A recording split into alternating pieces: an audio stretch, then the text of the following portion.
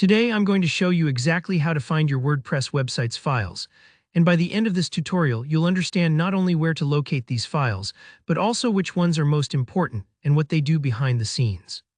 So whether you're starting out, or you just want a better handle on your site's structure, you'll walk away knowing how to access, identify, and navigate your site's essential components. Let's dive straight in. First thing you'll want to do is open WordPress. For most users, that means heading to your hosting account's dashboard or cPanel, since you won't find these files in the regular WordPress admin area. What you're actually looking for are the physical files, the nuts and bolts behind your website. Don't worry if this sounds a little technical, we'll walk through it together.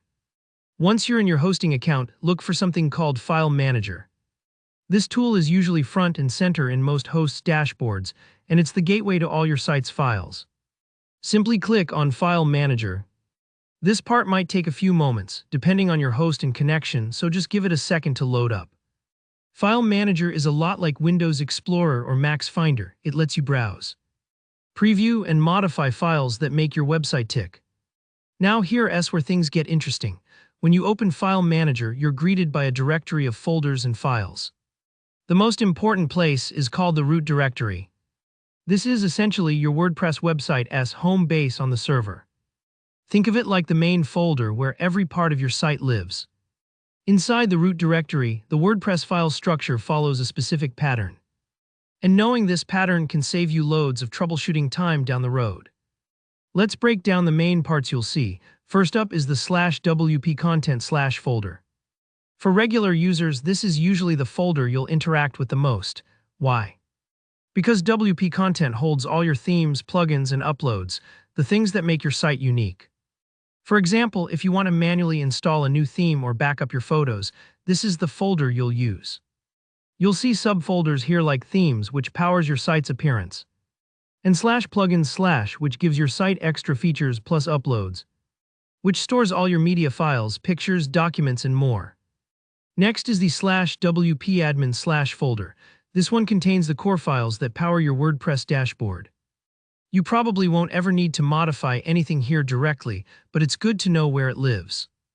Basically, anytime you log into WordPress, the files in /wp admin are running everything behind the scenes.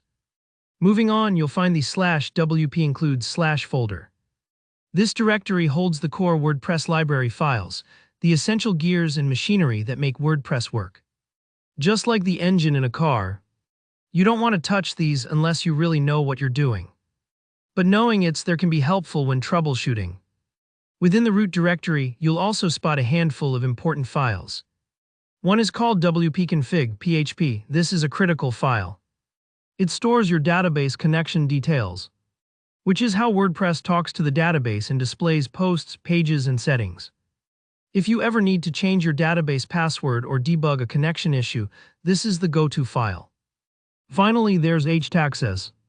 This file is a bit special. It's hidden by default, and it controls server-level rules like redirects and security settings. Don't worry if you don't see it immediately. Some hosts require you to enable Show Hidden Files at the top of File Manager. It's a powerful configuration file that's worth being aware of, especially as you grow more advanced. And that's it. Now you know how to access your WordPress website files, what each main folder does, and where to find the core elements that power your site. Remember, poke around gently and don't be afraid to ask questions if anything feels unfamiliar. Exploring the file structure is a great way to get comfortable with WordPress. If this tutorial was helpful, go ahead and give it a thumbs up. And let me know in the comments if you have any questions or if there's another WordPress topic you'd like me to cover next. Don't forget to subscribe for more step-by-step videos to make your website journey even smoother. Thanks for watching, and I'll see you in the next one.